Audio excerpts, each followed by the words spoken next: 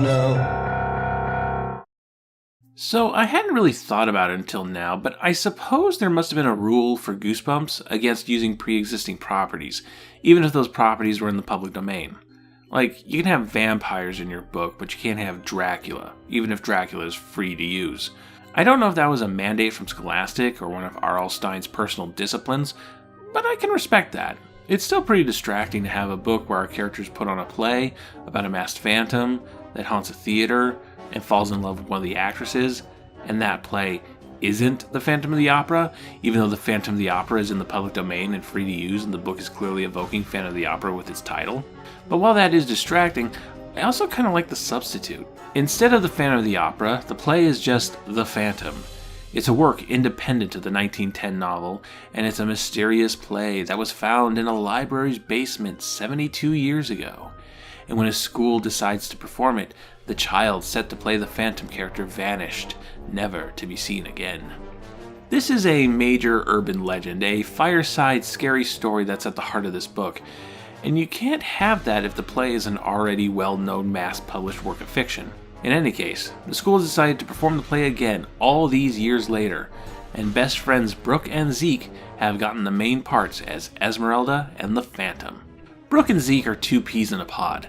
They love horror movies, they love playing pranks on each other, they love goofing off, which is proving to be pretty typical of a Goosebumps book, but these two keep it between themselves. They're not trying to scare the popular kids or get back at anybody for making them feel like outcasts.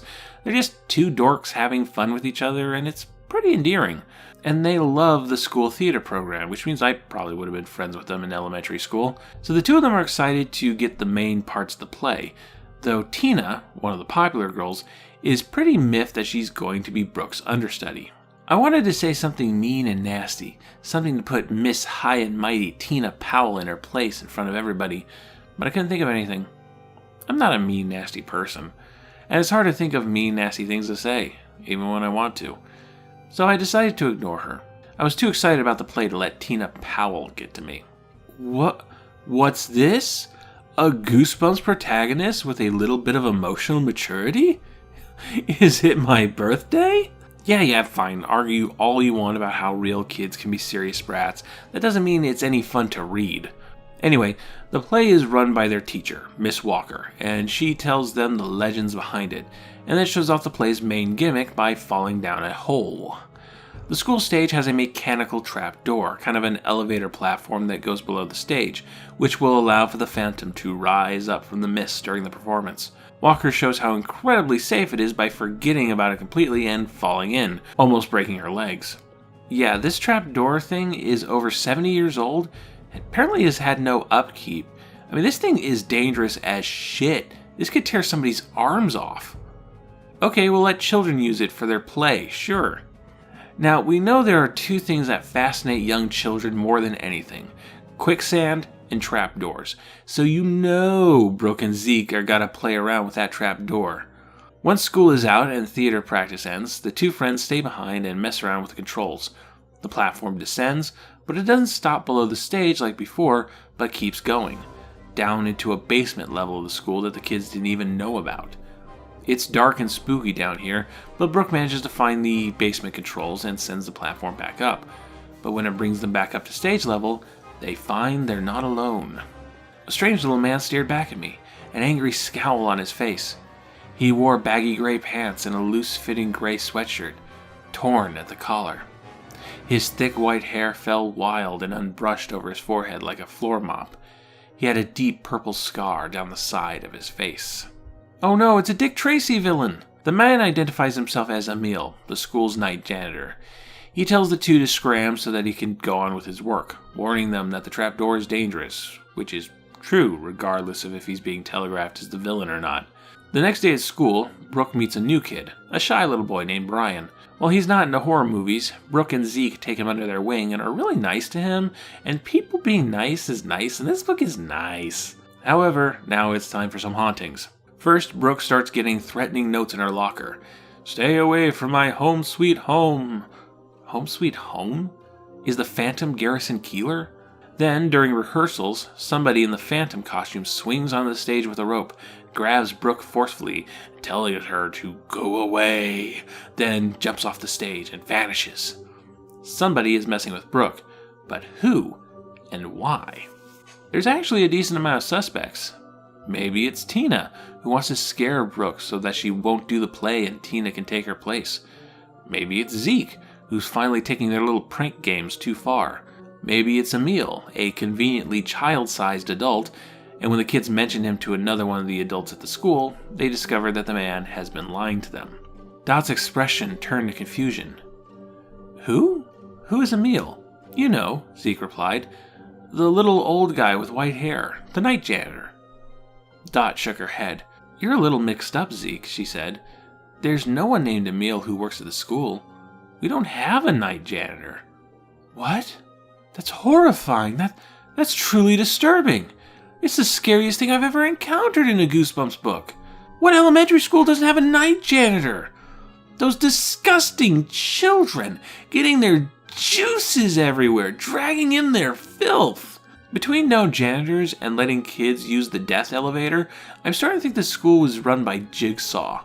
Anyway, this is a Goosebumps book, so the adults are useless, and our protagonists decide to do some sleuthing. Brooke, Zeke, and Brian sneak into the school at night through an open window, but when they get to the auditorium, they find the words, "Stay away from my home sweet home," written in red paint all over the set. That's when Miss Walker catches them. She had come back for a few things. At first she assumes the kids are vandalizing the stage, and while they can't prove they weren't, they seem genuine in their pleas of innocence. And besides, new kid Brian was put on stage decoration duty. Why would he ruin his own work? But then they find a trail of red paint splotches, which leads them to Zeke's locker, where the red paint can is found. Oh no, did Zeke really do this?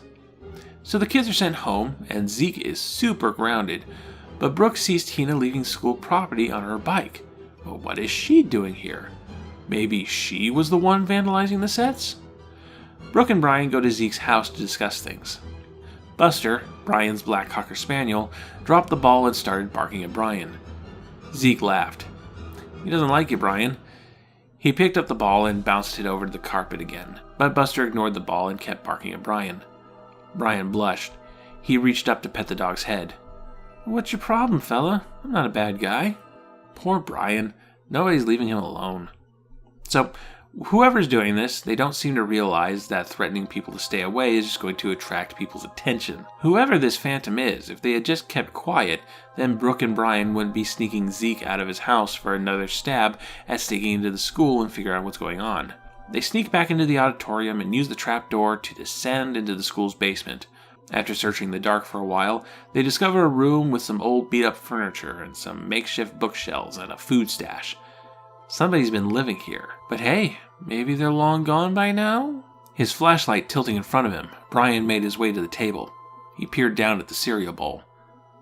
The Phantom. He was just here, Brian said. The cereal isn't soggy yet. Okay, this might be my favorite moment in a Goosebumps book ever, because it's a perfect children's take on a classic detective moment of finding a cigarette stub that's still smoking, or a fire that still has a few lit embers. It communicates the same idea, that the suspect was here very recently, and does so in a way that children can identify and relate to. This is like smart writing, and I don't know what to do with it.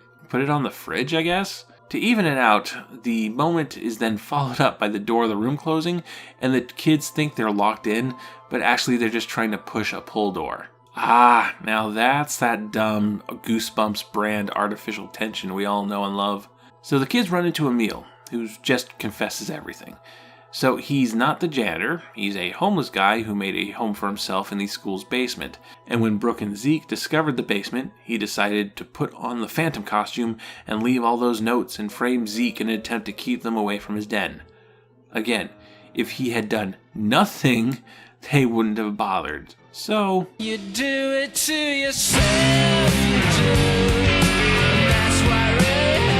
Emil tries to grab the kids, but they escape up the platform, catch up with Zeke's parents, and the police are called. They find Emil's den, but Emil is long gone. Goosebumps, where homeless people are kicked out into the cold. Readers beware, you're in for a post-Reaganomics scare. With Zeke's name cleared, he's let back into the play, and we finally get to see the Phantom performed. It's time for the big trapdoor scene. The Phantom rises from the mist, and Brooke, as Esmeralda, goes through her lines, but the Phantom appears to be improvising. "Wait a minute, this isn't Zeke." "I was chosen to star in a play," the Phantom revealed. "A play in this very theater. It was to be the greatest night of my life." He paused to take a long, deep breath. My heart skipped a beat. He isn't reciting the script, I realized. Those aren't the right words. What is he saying? "But my great night was never to be," the Phantom continued, still gripping my hand. "You see, my dear Esmeralda, an hour before the play was to begin, I fell. I plunged to my death." I gasped. He was pointing to the trap door. I realized who he was now. He was the boy who had disappeared. The boy 72 years ago who was to star as the Phantom, but disappeared and was never found. Yep, the Phantom is real. The ghost of the child who disappeared has risen. In a panic, Brooke snatches the Phantom's mask, but in the tussle, the Phantom falls back down the trapdoor. When Brooke looks down after him, the Phantom is gone, never to be seen again. The audience just thinks it's part of the play. They're loving it too, like way more than anyone's loved a school play. So the show goes on, Zeke finding a spare Phantom costume. Later that evening, the two kids find an old print ad for the original performance and finally see a picture of the kid who disappeared all those years ago. Wait a minute, that's Brian! Brian was a ghost! Woo! So this is definitely on the good end of the Goosebumps book spectrum. It's a decent Scooby-Doo style mystery. Though it's a bit lacking in actual clue finding and deduction, it's really just a series of attempts to get into the basement. There is a large enough amount of potential suspects that, even though Emil feels like the obvious culprit, especially after the no night janitor reveal, you can never say that with 100% certainty. The no supernatural stuff until the last minute thing works a lot better in this book than in You Can't Scare Me, partially because the stuff preceding the supernatural stuff is a lot better with more likable characters, but also because there's that core urban legend, that spooky backstory that seeds the reveal. There's also some really subtle clues I enjoyed, like Zeke's dog barking at Brian. It's a ghost rule that the Goosebumps book has established multiple times, most recently in Ghost Beach, but this book doesn't actually call attention to it. It's something that only longtime readers are going to catch. And the Phantom rising from the dead, not to hurt anybody, but just to have a way to explain how he died in the first place, feels very tragic and sad, like all good ghost stories should. There are parts of this book that feel like lesser, scary stories to tell in the dark than a Goosebumps book, which, I'm all for. There aren't that many adjustments I'd make to this book. Maybe have a little more active detective work going on, but besides that, yeah, a solid little children's spooky book. I give Phantom of the Auditorium a Star Wars Collector Cup out of 10.